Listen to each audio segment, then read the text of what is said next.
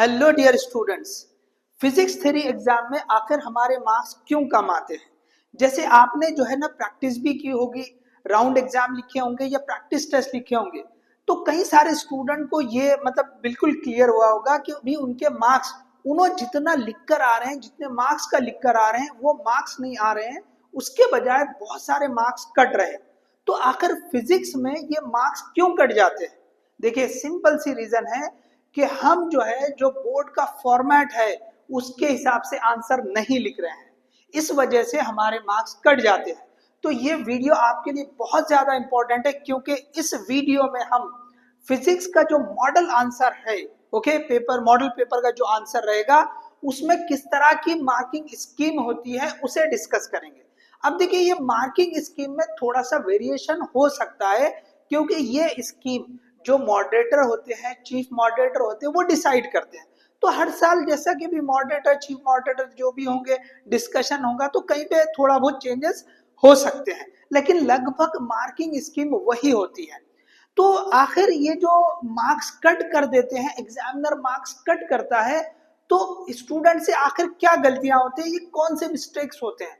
अगर हम इसको समझे कि हमसे क्या गलती हो रही है और एग्जामिनर मार्क्स कहाँ कट कर रहा है, ये समझ में आ जाए, तो हम जो है अच्छा खासा स्कोर हमारा बढ़ा सकते हैं। तो इस वीडियो में हम उसी को डिस्कस कर रहे हैं। एक कंप्लीट जैसे जो मॉडल आंसर होता है, क्वेश्चन नंबर 1 के लिए, क्वेश्चन नंबर 2 के लिए, क्वेश्चन नंबर 3 के लिए किस तरह की मार्किंग स्कीम होती है और किस तरह का ये जो डिवाइडेशन होता है मार्क्स का, कहाँ पे मार्क्स कट होने के चांसेस होते हैं, उसको हम डिस्कस करेंगे। एंड में आपके लिए एक सैंपल के तौर पर एक मतलब जो है एक्चुअल जो मॉडल पेपर होता है वो हम कुछ ऐड करेंगे, तो वीडियो को लास्ट तक जरूर देखें। चलिए हम सबसे पहले यहाँ स्टार्ट करते हैं कि जो 1 मार्क के क्वेश्चन है, ओके, उसको किस तरह लिखे। तो देखिए, आपको पता होगा पैटर्न जो होता है एग्जाम का, वो होता है क्वेश्चन नंबर 1 और 2 सेक्शन ए। तो सेक्शन ए में आपको जो क्वेश्चन नंबर 1 होता है उसमें 10 एमसीक्यूज होते हैं। कितने होते हैं? ये 10 एमसीक्यूज होते हैं। तो इनका आंसर किस तरह से लिखे? अब देखिए, हमने पहला एमसीक्यू पढ़ा, तो उसका करेक्ट ऑप्शन अगर बी है तो आपने बी लिख दिया। तो क्या खाली ये ऐसा बी लिखने से मार्क्स मिल जाएंगे?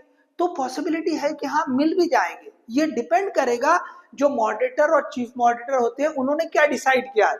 कि उन्होंने अगर ये डिसाइड किया हुआ है कि हाँ भाई चलो, अगर ऑप्शन करेक्ट भी लिख दिया है तो हम मार्क्स दे देंगे, लेकिन बेटर ये है कि आप साथ में वो जो ऑप्शन है उसको भी लिख दें। जैसे करेक्ट आंसर जो है ऑप्शन बी में वो जीरोथ लॉ ऑफ थर्मोडायनामिक्स है, तो आप यहाँ साइड में लिख दे। ओके, इसको बहुत ज्यादा वक्त नहीं लगेगा, लेकिन उनकी जो भी स्कीम होगी उसमें हमारे मार्क्स कटने के चांस खत्म हो जाएंगे। तो आपने करेक्ट ऑप्शन भी लिख दिया, वो ऑप्शन का आंसर क्या है वो भी आपने लिख दिया।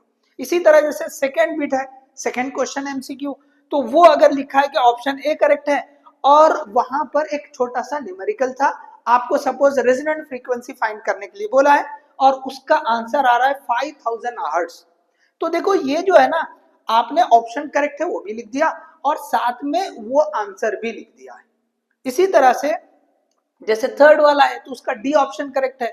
वहां पे सपोज एक फॉर्मूला पूछा था, maximum safe speed, okay, maximum safe speed on horizontal road, तो वहां पे आपको फॉर्मूला बनता अंडर रूट म्यू आर जी।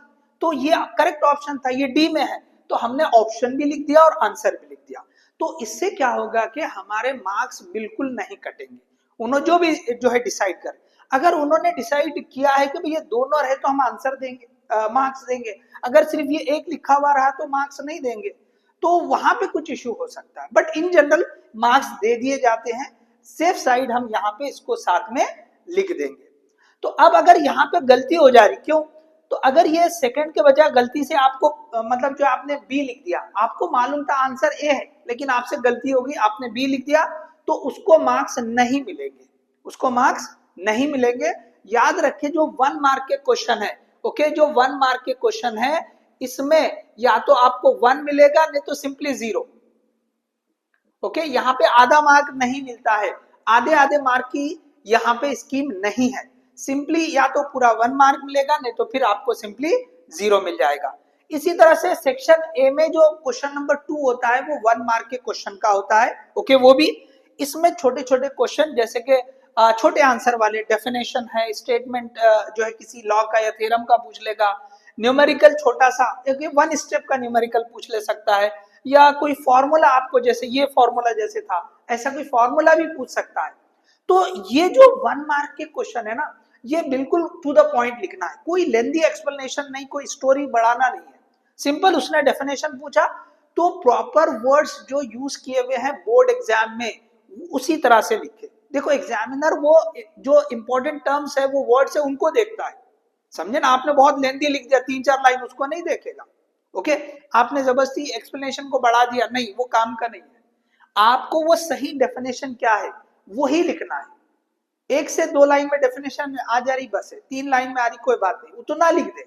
स्टेटमेंट पूछा है तो एक्चुअल स्टेटमेंट लिख दे, ऐसी कोई क्वांटिटी है, ओके कोई क्वांटिटी है जैसे मैग्नेटाइजेशन, इसको डिफाइन करने के लिए बोला तो उसका कुछ छोटा फॉर्मूला बन जाता है, ओके तो वो लिखे आप, डेफिनेशन लिखे, वो छोटा सा फॉर्मूला ओके लिखे और उसकी यूनिट आप लिख दें। ओके, जैसे magnetisation, okay it is magnetic dipole moment per unit volume, okay it is defined as magnetic dipole moment per unit volume, आपने लिख दिया, ये डेफिनेशन होगी सिंपल। उसके बाद फॉर्मूला लिख दिया आपने, मैग्नेटिक डाइपोल मोमेंट को हम एम से डिनोट कर रहे हैं, ओके जो भी आप, ये स्मॉल एम कैपिटल एम जो भी डिनोशन आप ले रहे हैं, डिवाइड बाय आपने बोला कि ये वॉल्यूम, ये फॉर्मूला हो गया उसका। ओके, अब ये आपने मैग्नेटाइजेशन का फॉर्मूला लिख दिया, इसकी यूनिट भी साथ में मेंशन कर दे। तो इस तरह से आप जो है ना बस टू द पॉइंट उतना ही लिखे, इसमें कोई ज्यादा लेंदी जो है एक्सप्लेनेशन की जरूरत नहीं होती है, टू द पॉइंट लिखे। स्टेटमेंट बोला, स्टेटमेंट लिख दे बस एज इट इज, जो बोर्ड के एग्जाम में दिया, बोर्ड की बुक में दिया हुआ टेक्स्ट में। न्यूमेरिकल छोटा सा न्यूमेरिकल रहेगा, एक ही स्टेप में आंसर आएगा, ओके वो प्रॉपरली आंसर लिखे, फॉर्मूला लिखे, उसमें जो है वैल्यू पुट करके आंसर लिखे। आंसर जब लिखेंगे तो आंसर इस तरह से लिखे बेटा, जो आंसर है उसके साथ में उसकी जो यूनिट है करेक्ट यूनिट लिखे, अगर ये यूनिट भी करेक्ट नहीं रहेगी तो आपको मार्क्स नहीं मिलेंगे।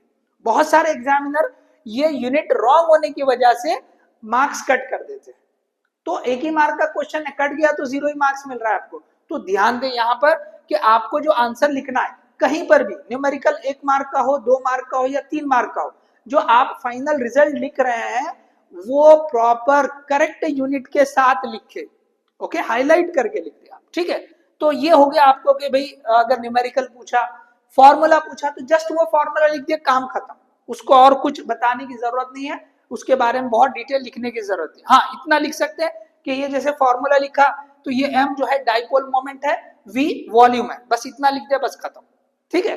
तो ये हो गया कि 1 मार्क के क्वेश्चन, तो इसमें कोई डिटेल एक्सप्लेनेशन नहीं है, पॉइंट टू पॉइंट आंसर।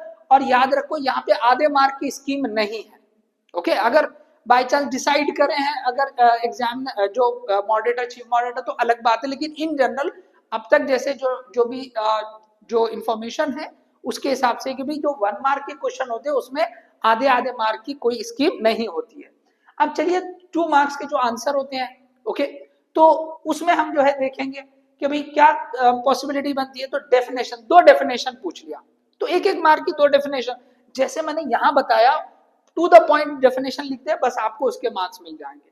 उसके बाद कंपैरिजन, डिस्टिंग्विश बोल के है, तो आप जो है ना डिस्टिंग्विश में 4 पॉइंट लिखते हैं, ओके आपके पास जो भी मटेरियल उसमें से देखें, ओके जो आप स्टडी कर रहे हैं प्रॉपरली 4 पॉइंट्स आप यहाँ पे लिखते हैं। एडवांटेज डिसएडवांटेज ये पूछा तो सिंपली जो सही बताए गए हो के टेक्स्ट में उसी हिसाब से एडवांटेज डिसएडवांटेज लिखे, कोई लेंदी यहाँ पे भी लिखने की जरूरत नहीं है। उसके बाद छोटा सा डेरिवेशन ये पूछ सकता है, तो उस छोटे डेरिवेशन में अगर फिगर है तो फिगर ठीक से ड्रॉ करें, 2-3 स्टेप का डेरिवेशन रहेगा वो कर लें। जैसे कि ये जो हमने फॉर्मूला लिखा था मैक्सिमम सेफ स्पीड, तो इसकी एक फिगर और 2 स्टेप में आपको जो है ना वो फॉर्मूला डिराइव हो जाता है। तो प्रॉपरली लिखे, स्टेप्स लिखे, 2-3 स्टेप करके लिख दें तो आपको जो है ना छोटा डेरिवेशन भी पूछा जा सकता है। एप्लीकेशंस, तो किसी मतलब जो है एप्लीकेशन पूछ लिया तो प्रॉपरली एप्लीकेशन लिख दे, ओके उसमें भी डिटेल एक्सप्लेनेशन की जरूरत नहीं, एप्लीकेशन बोला बस वो नोट कर ले बस, ओके पॉइंट आउट मतलब जो है 1 2 3 जो भी रहेगा वो एप्लीकेशन लिख दे। उसके बाद यहाँ पर भी 2 मार्क का न्यूमेरिकल पूछने के चांस बनते हैं, तो थोड़ा सा लेंदी, ओके यहाँ बहुत छोटा सा डेरिवेशन न्यूमेरिकल रहेगा 1 मार्क का, यहाँ पे 1 से 2 चीजें पूछ सकता है। तो आप प्रॉपरली लिखे, फॉर्मूला सबसे पहले गिवन डेटा, जब 2 मार्क का है तो यहाँ पे देखिए मार्किंग स्कीम रहेगी। ओके, जैसे 2 डेफिनेशन देगा, आधा आधा मार्क। कंपैरिजन है 4 पॉइंट, तो हर एक पॉइंट को आधा आधा मार्क रहेगा। एडवांटेज डिसएडवांटेज, अगर 2 एडवांटेज 2 डिसएडवांटेज ऐसे पूछा है तो आधा आधा मार्क मिलेगा। स्मॉल डेरिवेशन है, फिगर को मार्क रहेगा। डिराइव करने के लिए 2-3 स्टेप लगेंगे, उसको मार्क रहेंगे। एप्लीकेशन, 4 एप्लीकेशन पूछा तो आधा आधा मार्क, 2 एप्लीकेशन पूछा तो एक एक मार्क, ऐसे रहेंगे। प्रॉपर्टीज, 4 प्रॉपर्टीज पूछा तो आधा आधा मार्क एक एक प्रॉपर्टी को रहेगा। तो यहाँ पे पूरा जो है ना इस तरह से मार्किंग स्कीम जो है डिसाइडेड होती है। न्यूमेरिकल में भी सेम, आपको सबसे पहले गिवन डेटा, उसके बाद फॉर्मूला लिखेंगे, वैल्यू को पुट करेंगे, तो ये हर एक स्टेप के लिए मार्क्स रहेंगे। उसके बाद वैल्यू पुट करने के बाद आप कैलकुलेशन के लिए 1 से 2 स्टेप करें, डायरेक्ट आंसर ना लिखें। उसके बाद जब आंसर आएगा, रिजल्ट आएगा, उसको सही यूनिट के साथ, जैसे मैंने पहले भी बता दिया, सही यूनिट के साथ आंसर लिखे, और आप हुआ तो वो आंसर को जो है ना ऐसे हाईलाइट कर सकते कि भाई आप इसको बॉक्स बना के लिख दे कि भाई ये आपका आंसर है। ठीक है, तो इस तरह से लिख के डायग्राम, डायग्राम नीट ड्रॉ करें। बेटर है कि आप जो है ना पेंसिल से ड्रॉ करें और लेबलिंग पूरी करें। जिस तरह से बोर्ड एग्जाम में लेबलिंग है, जो जो बताया गया, शो किया है, वो सारी चीजें मेंशन करें, तो आपको फुल मार्क्स मिलेंगे। आपने कैसी रफ जो है एक डायग्राम ड्रॉ कर दिए तो आपको आधा मार्क ही डालेगा। नीट डायग्राम ड्रॉ करेंगे 1 मार्क, लेबलिंग करेंगे 1 मार्क। तो 2 मार्क का क्वेश्चन है, तो ड्रॉ करना और लेबलिंग करना ये दोनों मिलके 2 मार्क। तो वहां पे जो है वो जो डिसाइड करेंगे, भाई ड्रॉ करने का 1 मार्क, लेबलिंग का 1 मार्क, जो स्कीम रहेगी उसके हिसाब से आपको मार्क्स मिलेंगे।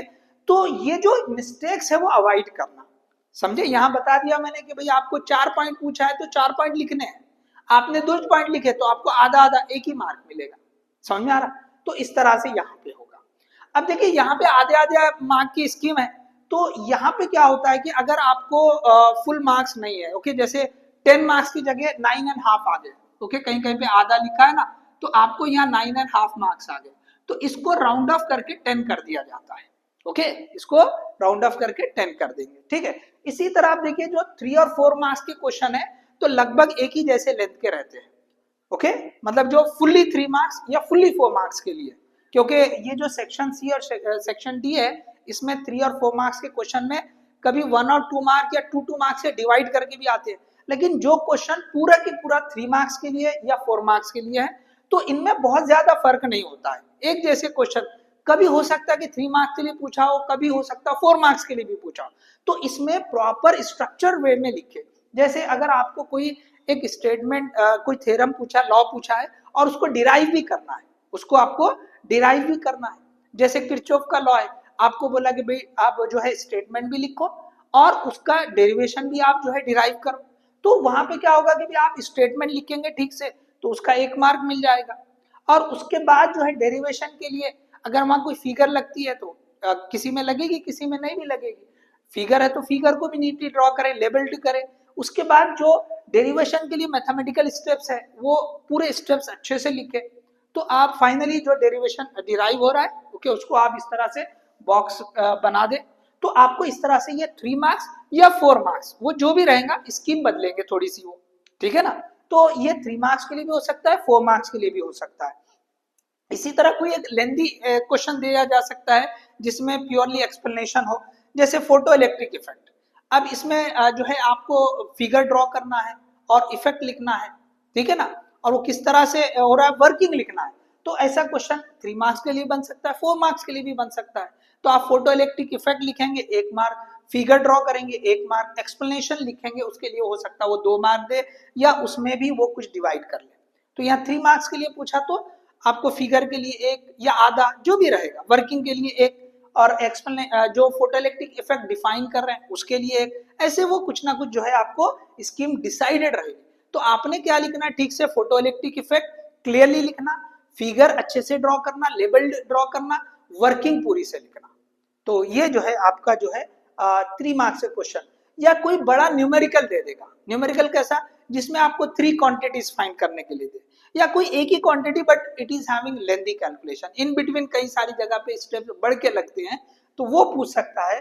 तो वो सारे स्टेप अच्छे से करें ठीक से। आप जब भी 2 मार्क का हो, 3 मार्क का हो, 4 मार्क का हो, इसमें गिवन डेटा पहले अच्छे से लिखे, फॉर्मूला लिखे, वैल्यूज को पुट करे, उसके बाद स्टेप वाइज आप कैलकुलेशन करके फाइनल आंसर लिखे।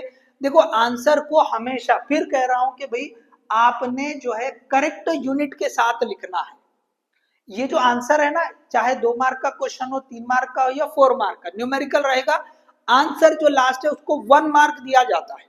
समझे, आंसर को 1 मार्क दिया जाता है। इसके ऊपर कुछ भी हो, कम ज्यादा करेंगे, लेकिन आंसर को 1 मार्क देंगे, तो आपने वो सही से लिखना है। ठीक है, इसके बाद जैसे मैंने बोला कि यही क्वेश्चन 4 मार्क के लिए भी चलते हैं, या और भी कोई डिटेल लेंथी क्वेश्चन हो, जैसे आपको केटीजी में जो है डेरिवेशन है प्रेशर का, pressure exerted by the gas molecule on the wall of the container, तो वो जो डेरिवेशन है उसमें कई सारी चीजें हैं, ठीक है ना, उसमें स्टेप्स रहेंगे, तो वो स्टेप्स को डिसाइड करेंगे। ठीक है, कि पहले फिगर, आपने फिगर है, फिगर को मार्क्स रहेंगे, फिर की पॉइंट्स जो रहेंगे डेरिवेशन में, कि आपको मोमेंटम के लिए इक्वेशन लिखना है, उसके बाद वो टाइम जो है डेल्टा टी उसके लिए लिखना है, फिर उसके बाद आपको फोर्स की इक्वेशन बनेगी, फिर प्रेशर की इक्वेशन बनेगी वो सिंगल मॉलिक्यूल के लिए, फिर आपको जो है पूरे एन मॉलिक्यूल्स के लिए बनेगी, फिर आप जो है एवरेज के हिसाब से लेंगे। तो ये काफी स्टेप्स है, तो एग्जामिनर इन स्टेप के हिसाब से मार्किंग को रखेगा। तो आपने वो पूरे स्टेप्स ठीक से लिखना है। कहीं पे आपने 1-2 स्टेप लिखे और बाद में लास्ट डायरेक्ट आंसर मतलब लास्ट इक्वेशन या डेरिवेशन लिख दिया, तो मार्क्स पूरे नहीं मिलेंगे। तो इस तरह से जो है ये आपको जो है स्कीम रहेगी। तो देखिए ये हमने आपको किस तरह से आंसर 1 मार्क के क्वेश्चन के लिए लिखना है, 2 मार्क के लिए लिखना है, 3 मार्क्स के लिए लिखना है, वो डिस्कस किया। क्या गलतियां हो सकती है वो हमने समझा दी, कि हम जो है ठीक से अगर ये इसको फॉलो नहीं करेंगे, जिस तरह से बोर्ड का फॉर्मेट है, बोर्ड के जो एग्जामिनर एक्सपेक्ट कर रहे हैं आपसे कि भाई इस तरह से चाहिए, तो हम अगर ठीक से नहीं लिखेंगे तो डेफिनेटली वो मार्क्स कट कर देंगे। और यही होता है कि फिजिक्स में जो है हम लिखकर बहुत आते हैं लेकिन हमारे मार्क्स कट जाते हैं। देखिए इसके बाद में जो है छोटी सी साथ में और अटैच कर रहा हूँ वीडियो, जिसमें ओके आपको मैं 1 मार्क के क्वेश्चन, 2 मार्क के क्वेश्चन में जो स्कीम है कुछ क्वेश्चंस के लिए मॉडल आंसर से, वो मैं आपको बता रहा हूँ। ठीक है, सो इसी नेक्स्ट हम जो है आगे कंटिन्यू कर रहे हैं। ठीक है डियर स्टूडेंट, यहाँ पे देखिए रेफरेंस के तौर पे एक मॉडल आंसर शीट है, तो जिसमें देखिए क्वेश्चन नंबर 1 जो एमसीक्यू है उसके आंसर किस तरह से लिखे गए हैं। देखिए जो फर्स्ट एमसीक्यू है उसका आंसर जो ऑप्शन करेक्ट है वो सी, और आंसर जो है और गेट, और उसके आगे देखिए 1 मार्क।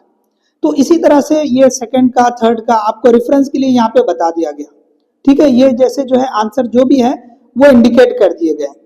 तो यहाँ आपको जो है जो भी करेक्ट ऑप्शन है उसके साथ में आपको जो है आंसर भी जो है यहाँ लिखे गए। ये सिर्फ रेफरेंस के तौर पे आप देख सकते हैं कि स्कीम किस तरह की है।